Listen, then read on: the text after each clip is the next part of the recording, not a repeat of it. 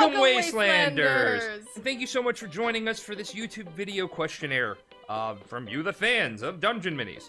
My name is Luke, and I am the writer of DungeonMinis, Star Minis, and Beelzebub. And this is my lovely, talented wife.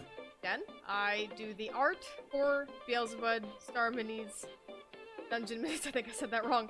The order doesn't. That's true, it doesn't matter. They also handle all the tech stuff. This.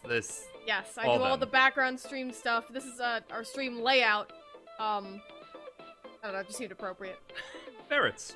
Ferrets. So, there were some questions that we didn't get to answer from the recent questionnaire comic that went up, and we're gonna tackle those right now. So, the first question was, who DMs often, and if others DM, what's your favorite class and race to play? I am the sole DM. I do, yeah, it's me. It's this guy. I've been doing dungeon mastering and game mastering for 19 years now. We're going on 20 this year. Long time. Yes, super long time. And I never actually get to play in anything long term, so I generally just, you know, pick stuff that I like to try out for one-shots and whatnot. That's all. Okay, and the next question is, which Mario Kart character do each of the characters choose? Well, I think we all know Sariel's picking Drybone. Yes, no, that... Let's... I could not see her doing anything else. Just like that, I could only see Volstagg playing Bowser. Morgan would play. Yeah. I definitely see Yoshi from Morgan. Let's see. Roland's tricky. Roland's Waluigi. Because the height? No, just because he's skeevy. Oh, and the height. Because Wario's skeevy, but you picked Waluigi. Either of the... Okay. The Waz. The Waz. And... I lied, Sheikaba's tricky. Yeah, Sheikaba is tricky. I'd say Sheikaba would be... I guess the Kami Wizard, if that's one. I don't remember if they introduced that. Is he? Is he the wizard, or they would be... Some Koopa. Some Koopa, because they like Koopa animals, boy. yeah. Yeah. Alright, which member of the party causes the most fights? If I could have cricket noises playing right now, I would. It's Volstagg. Like, it's the barbarian. He rage. He rage all the time. He attack, and then he attack more. You forget. He attack. He attack. Also yeah, attack. He also attack. What are some things the characters are good at that they're ironically good at and don't want to be good at? Such as, you know, a necromancer being surprisingly good at convincing people to live to the fullest, a big guy retrieving small stuff from... Okay, so, this is a tough one. I would say Sheikaba is good at scouting, which is generally a trait for rangers, not sorcerers, but... Well, that's a typical trait of birds. Well, they wing it. So, You just used that joke. You can't do that. Read the comic and then tell me I have to be original 24/7. Don't do that. I don't want to hear that at all. So let's see. With Sariel, I think she is good at inspirational speeches. Ariel? You know, just like through dumb luck. I mean, I wouldn't say inspirational speeches, but she's a really good morale booster. Yeah. Yeah, that's like what I meant. Speeches, she's just like... She's good at keeping everybody's... She's keeping everybody's spirits lifted. Yeah. No comment there. Okay. I'm a little biased when you're making puns about my character. I appreciate them a little bit more. And honestly, you know, I really can't think of any others. It's been so long since we've actually gotten to play this campaign. So that's probably the best you're gonna get for that question. Okay, so... Wait, could you imagine Volstagg being a real... Yeah, I could actually. Really? Yeah. I could. It'd just be funny. That's why I can imagine No, of course it would, but it's funny because...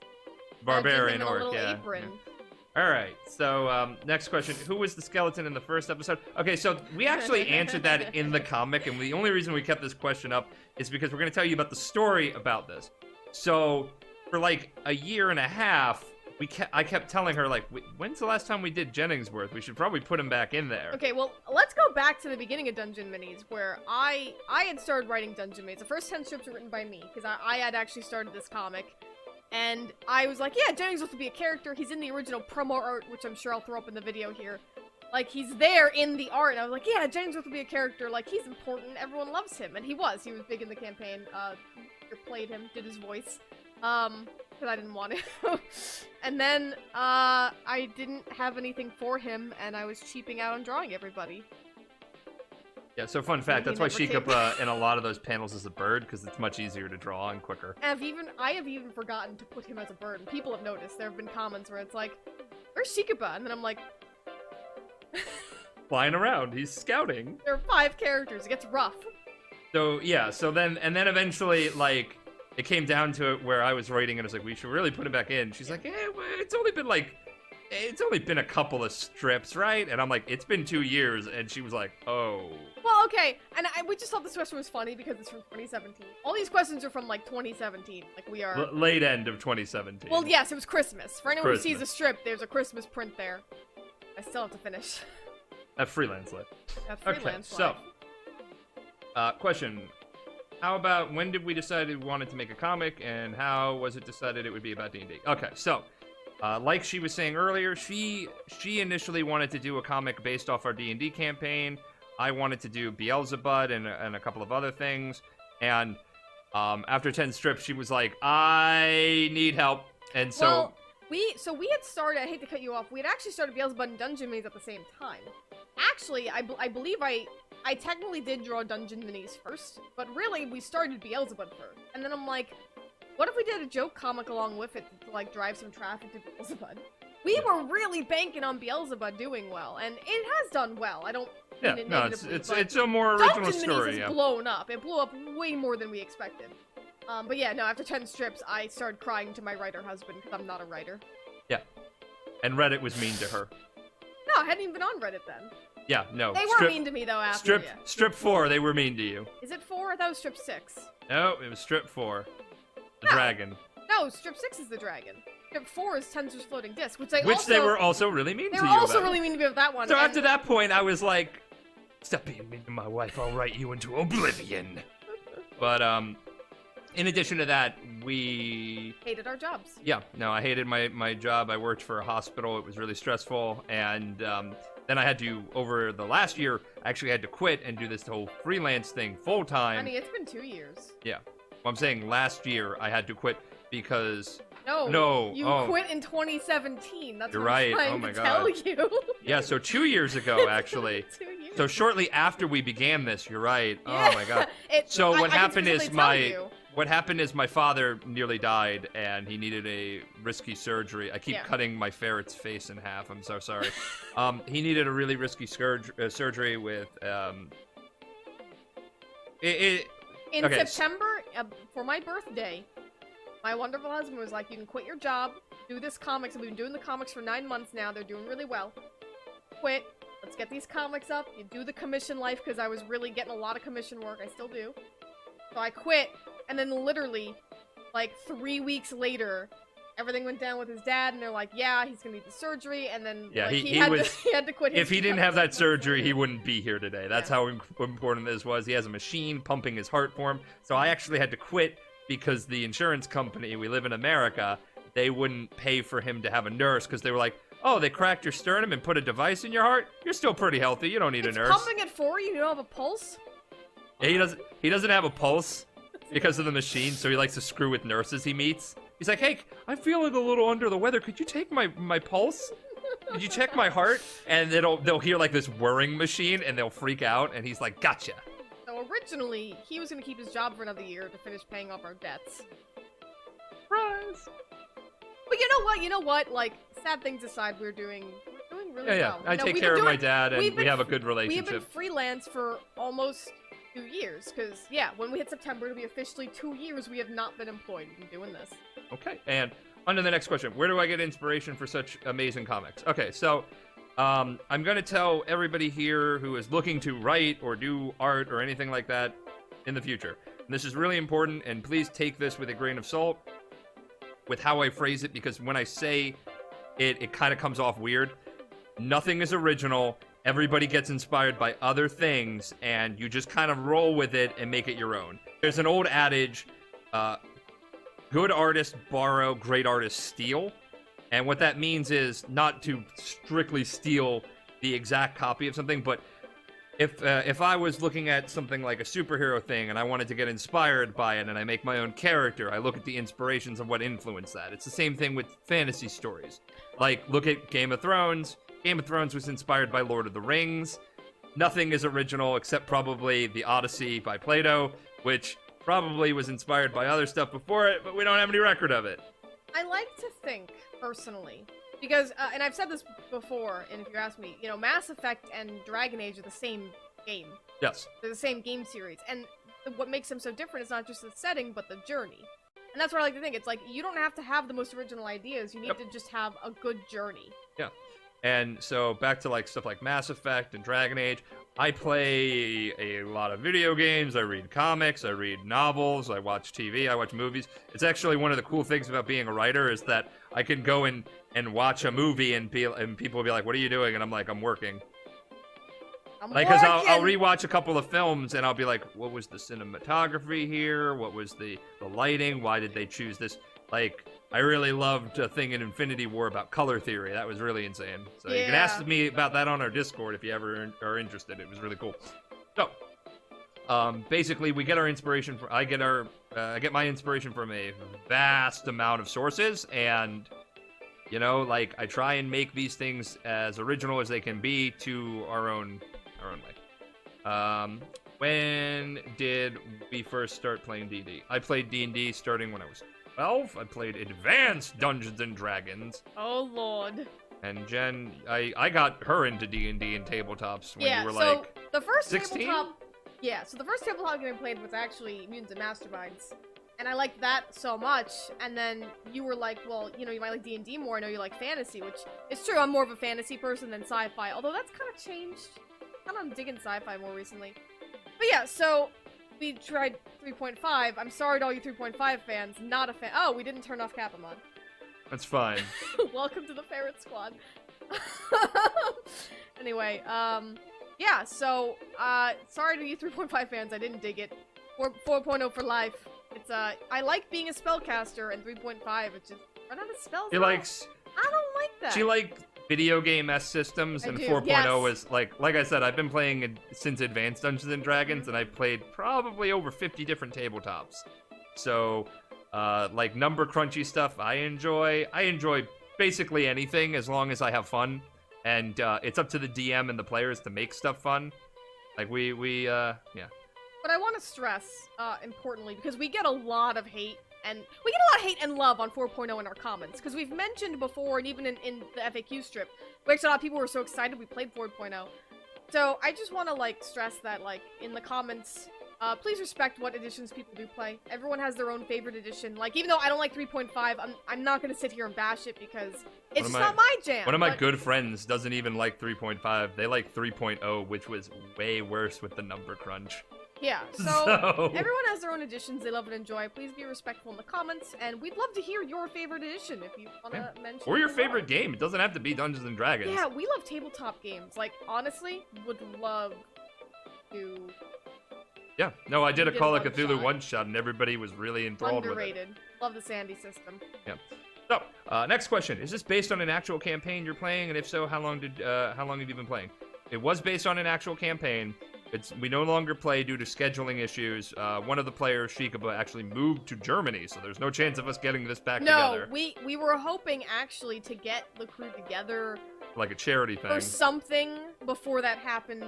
You know, unfortunately, that busy adult. He just ran.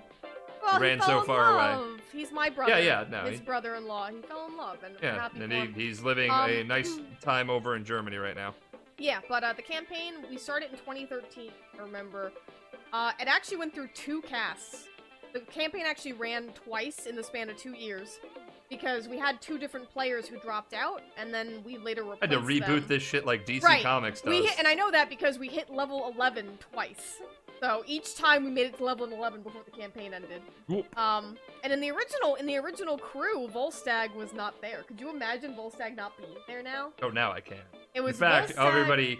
everybody in the Starfinder Last Light crew is on board with having the player for Volstagg make an appearance in DungeonMinis. Not DungeonMinis, Star Minis. Yeah, it was Volstagg and Roland, I think, were not in the original crew. Yeah. So, they came in later. as for the next question, for people who are curious on how to play D&D, what do you recommend them starting with, and how can you find others to play with? I've always wanted to play, but I don't feel like intruding on other people's games. Is there an online kind that's not Neverwinter, since I move frequently enough, but I was also curious about that. Okay, so Neverwinter was an MMO. They also had a system.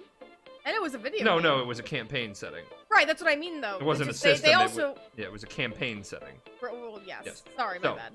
The best way to do this is check out D&D forums. They have a website that does it. Reddit has a website. Well, Reddit is a website. They have new player groups. They have people finding groups. You can join our Discord. The links will be below. You can ask people there.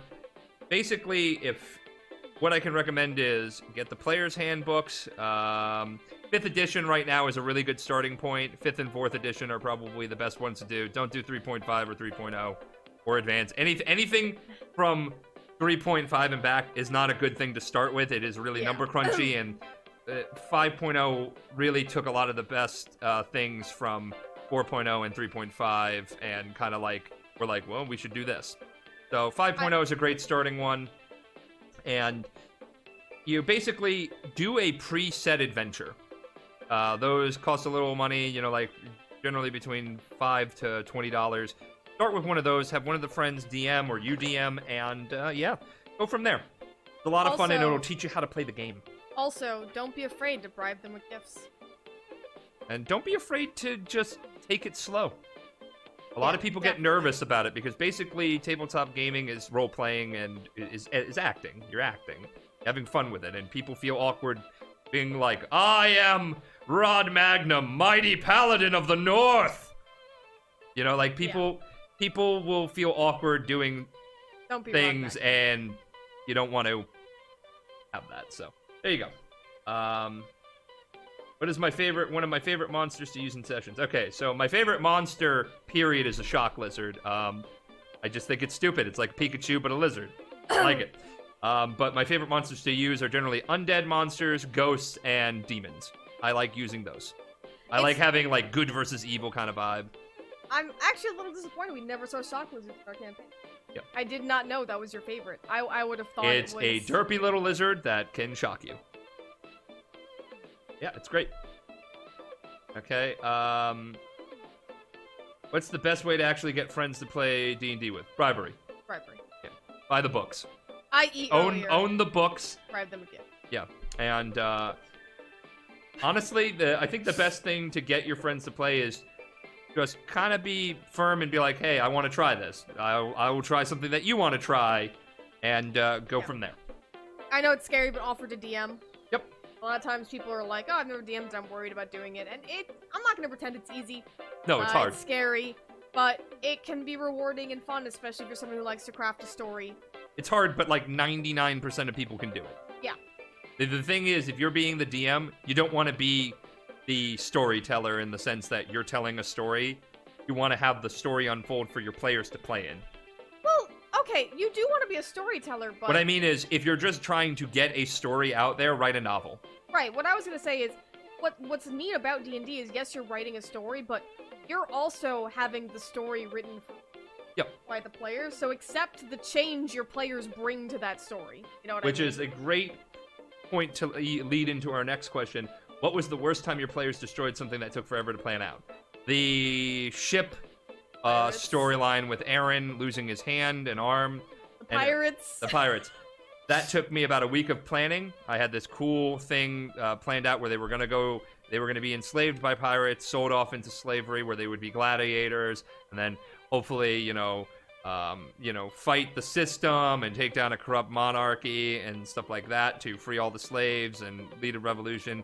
And they did not want to go down fighting. They completely outrolled me and stuff like that, and so I had to basically throw out all my notes and wing a 6 to 8 hour session. And our players will tell you that it was some of the most fun they ever had. It was awesome. Yeah, but for me, I had to basically go, hold up, loading screen, okay? This is a loading screen. I have to think about this. Aaron literally loses his hand because it was his last ditch effort to be like, hey, like, if you don't bend to my will. We were like, if you don't kneel and submit, I'm gonna cut his fucking arm off. And they were like, no, I'm gonna try and stop him. And so he cut his arm off, and then he stabbed his eye out. And he sacrificed his own NPC. Yeah. And they just, and Chikapa, I did not figure this. He was like, I'm gonna turn into a bird and fly away and regroup. And then because of that, he went out, flew. You and Roland snuck out of their chains and everything like that, and then they set up a trap for the captain, and they overheard about the pirates' code, you know, about having to, like, I had to make that up, where they had to challenge for authority, and so Volstagg issued a challenge to the captain, who was 5 levels higher in single combat, and I literally rolled like shit, and they kept cheating, but I couldn't roll to notice the cheating, and so it ended with Volstagg becoming captain of the ship. Good times. And people were like, what happened in that arc? And I'm like, what do you think happened? I lost. That was the joke. But it's not about me ruining my plans or anything like that. It was about my players having fun. So as long as your group is patient, if they're gonna fuck up your plans, you just be like this. Loading screen. And what I like this, I heard this on Twitter recently. Loading screen means y'all fucking derailed this. I don't know what the fuck I'm even doing, so we're gonna beep, beep, beep, beep, load this shit up, right? Winging it is an art, and Luke is a master. Do your friends think that far out of the box, and you just wrote about it, or is this just a comic? Both. Strip 1 is literally the moment, which I meant to mention this before, that was literally the moment I'm like, I gotta make this campaign a comic. That actually happened. It is word for word, moment for moment. Cosmic Kraken was literally asked, what is your deal with Chip? Yep. And I'm a player and DM who likes to try and take monstrous creatures and give them humanity. I like to Guillermo del Toro this shit. I like to make things that you would think are not, and Witcher, which is another inspiration. I like to make the things that are horrible looking actually have soul and personality, so that you don't think, wow, that thing's evil. I miss the Cosmic Kraken. I do too. Okay, so Dungeon Master, if you're a character in D&D, what would you be, and what would your abilities be? I would be a bard, because obviously I'm a storyteller. And, I am super sick. Your body would be your instrument. But, yeah. Now is the part everyone's been waiting for, is where we're going to talk about what's going on with Beelzebub and DungeonMinis. But a quick interlude before that is kind of FAQ related, because while we didn't specifically get asked this on the strip, over time we have been constantly asked about why we advertise so much, which we've evolved our advertising strategy. If you notice now, there's just advertisements at the bottom of every comic, because it was the best of both worlds. We still get it out there, and you guys don't get upset that it's not a comic. Yeah, you get a comic, and then you also, you know, see at the bottom, like, this comic was presented by this. When we first started making comics, our Twitch numbers were a fourth of what they are now. So that shows you the power of that advertising. Every time we do it, we get a surge of follows, we get new people on the Discord. It works. And, I'm gonna talk about, or I'm gonna start off, rather, with our business model and why that kind of has to be that way. All of our content is free. The comics you see, free. No one pays us to make them. They're free. The podcast's free. We make podcasts. Check them out on fierceferrets.com.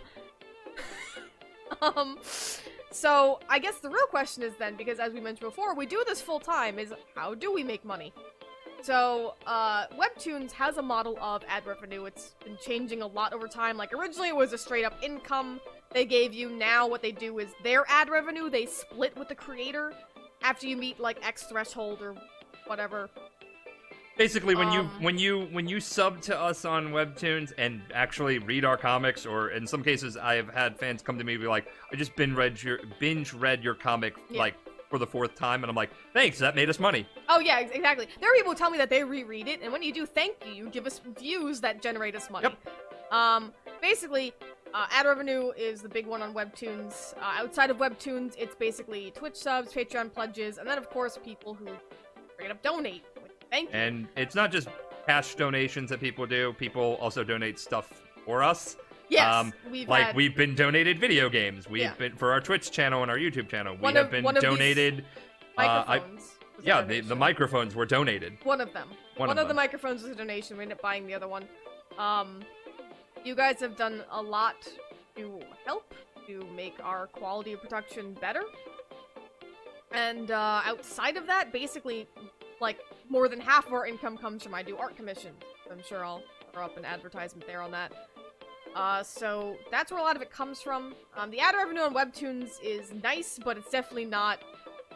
It doesn't make up a large percent of the income, and hopefully that'll change. The more subs, the more you guys come in. Whenever you guys reread the comic on there, it helps, or on our website. Our website also has ad revenue, but Google's stingier about that, so it...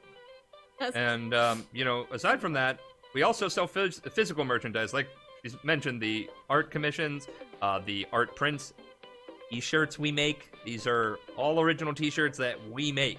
In-house. We did a Kickstarter. It was successful. Because of advertising. Yeah. At the end of the day, we advertise because we are not a major corporation. We are...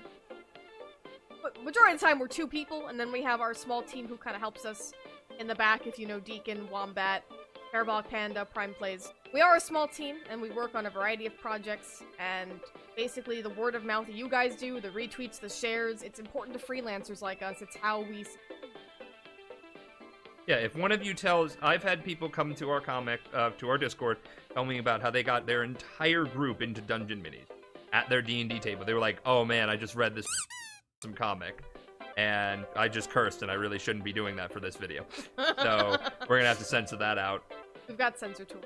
Fine. Yes. So, yes. Yeah. We got through that. It was painful. I know all of you were like, no advertisements, but we're gonna talk about what's next for Fierce Ferrets. Yes. So, first things first, Dungeon Minis, the beloved comic that you all love and probably what brought you here. That's going to be updating twice a week. It started updating twice a week or so in April. It's going to be consistent now. The first week of May, we're probably only getting one update done, just to catch up on some stuff. We had to help her family move for like a week, so I've spent like 48 hours moving. It was really rough. But we're eventually going to be moving it up to 3 times a week. Now, the next topic is Beelzebub and Star Minis. These are 2 comics that we both love. You all love them. We clearly have a fan base for them. And they've been on hiatus for a while because of life struggles. And basically, like we said, our moneymaker comic was Dungeon Minis. But we want to start updating these as well. So to do that, Jen has taken a step back from our Twitch streaming so she can have more time during the day to do video editing for our YouTube channel and do more artwork. So, the plan is Beelzebub and Star Minis are going to try and update bi-monthly. That means one week it's Beelzebub, the following week it's Star Minis, then Beelzebub, then Star Minis, and then, you know, you basically get 2 comics a month bi-weekly. So, but they'll be long. Yes, so that's the next part, is Beelzebub is going to match Star Minis' panel structure. And I think this is a really good idea for me to create, you know, be more creative, flex my creative muscles, and get a little bit more practice for doing the future stories that I want to do, not just in these 3 comics, but in 5 new IPs that I have that we're going to try and get out there in the future. It helps if we get, you know, more income because that's how we live. So, as for Star Minis, here's the big thing. A character, if you read... if you watch the Last Light podcast, a character left. Because of that, they have asked politely, we're still friends, good terms, we talk weekly. There's no ill will or anything like that. There's no bad blood. They had a lot of shit going on. They couldn't commit to this anymore. They had to take care of their mental health. It was really important for that. And, but they had asked because, you know, it's their character. They've been screwed over in the past. They didn't want people, you know, like, they didn't want me, like, taking their stuff and working with it, and I'm like, I get it. It's fine. We're friends. Friendship is more important than this. So the story is going to slightly differ from the podcast, which is going to be great, because those who listen to the podcast, you get to listen to that and read the comic, and it'll be slightly different and have some wacky stuff that wasn't in the podcast, because I get to be creative. Yeah, it'll be cool, because it'll almost be like an alternate timeline of the Star Minis. Yep. Events will be similar, but just a little bit different. And probably just the character who replaced that player will probably just be introduced earlier. Yeah, I think is the plan we're sticking with. Yeah, that's the plan. So, aside from that, we're gonna talk non-comic stuff. So, our Twitch channel. Mainly, I'm gonna be streaming on that now. I do Magic the Gathering content daily. When, you know, life doesn't want to disrupt that plan, you know, with moving and all that stuff. See, this is the perfect time to talk about networking. I know. The Kaden bot is like, tweet us out. So you're late on the advertising discussion, Kanan. Kanan, you came in late. Came in late. So, I'm going to be doing a lot of that, and then we do a stream on the weekend where we're going to play games together and do an art stream for subscribers where they can, if they're an active subscriber on Twitch or Patreon, they can request free art. It's really cool. It's called Sub Sunday. And then we're going to do couples co-op, which is also going to be a feature of our YouTube channel where Jen and I play games together. So that's what's going to happen with Twitch and YouTube. In addition to that, there are some podcasts that we work on.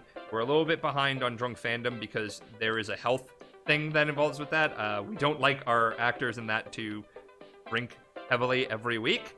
So, and yeah, I'm behind on that because of my liver. We had a myriad of problems that delayed to begin with, but also we try to limit to the same person only doing it twice a season because it's a lot of drinking. And here at the Fierce Ferrets, we pledge that you should drink responsibly. Yep. Especially if you're underage, do not drink at all. Yep. As for the Last Light podcast, it's coming back. We've just had like she said, a myriad of issues in March and April. Family members getting sick. One of the cast members, they lost a family member. Scheduling issues with work. It is hard to get 5 people into something, even when you're committed to doing it weekly and you make some money off of it. It's hard. Hey guys, I just have to edit this in really quick because we completely missed out on mentioning our third podcast called The Void. It is hosted by the wonderful Deacon Frostgrave and Wombat Baron, aka Jack.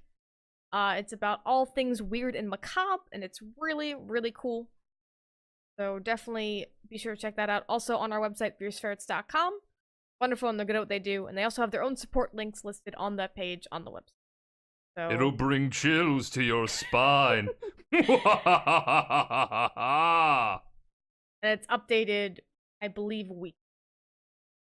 Keep up with that there. Or else.